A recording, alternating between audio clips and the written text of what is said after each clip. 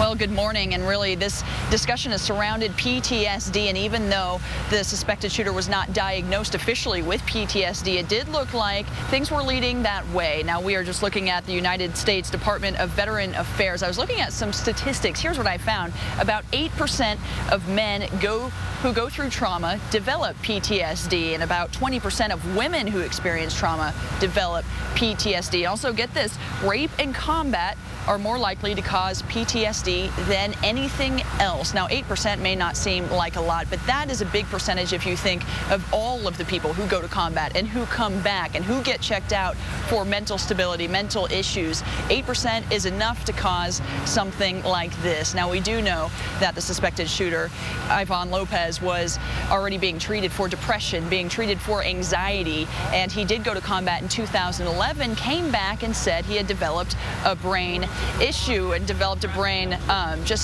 issue in combat and was needing treatment from that. Now, officials have been talking about this all night yesterday. We're still waiting to hear more from them today, but take a listen to what they had to say yesterday. I would never rule out that possibility, particularly given the track record and the unfortunate history not only at Fort Hood, but at other military bases.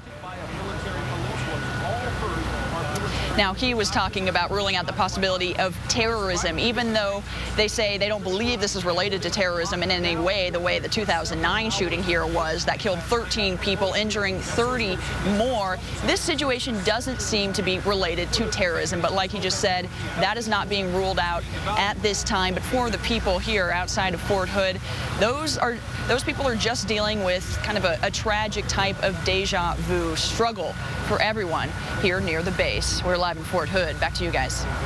Hillary, has there been any indication as to which Army post he came from before he came to Fort Hood? Well, I do know that it was another post in Texas. We haven't been given the exact location of where that was. We're hoping to find that out in the next couple of hours.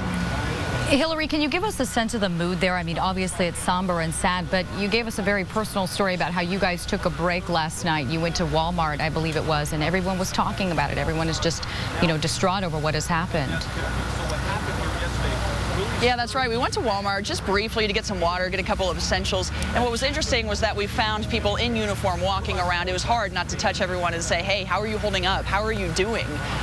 Those that we did talk with say, they're struggling. This is a horrible deja vu from 2009. This is a tough situation to deal with, not only once, but twice. Here we are dealing with it again. So the mood is more just disbelief at this point. And now that the sun is starting to come up just a little bit, it'll be interesting to see how that mood develops and what we can expect going on in the day. Is there any estimated time on the briefing where they're going to update us on exactly what happened and also the conditions of those victims? Yeah, that's the question we have, too. We've had that question all morning long. Still don't have an answer exactly when that briefing will be. We're hoping later this morning, we're hoping to talk with officials. They did talk about 9 o'clock last night, and so we suspect that no real new information has come since then. We think the next couple of hours will develop some new information, but we suspect we won't get another briefing probably till a little bit later on. As for the medical conditions of the victims, we know that 16 people were injured yesterday, aside from the 4 that were killed in this shooting. Those 16, several are in critical condition, others in stable. No one has died this morning that we've heard of, but we still have a lot more investigating to go. And soon we will have another reporter out there on the different medical sites and the different hospitals that victims have gone to. Hopefully we'll have more answers when he gets there. All right, and at this point, we don't know if the shooter knew any of the victims on a very personal level.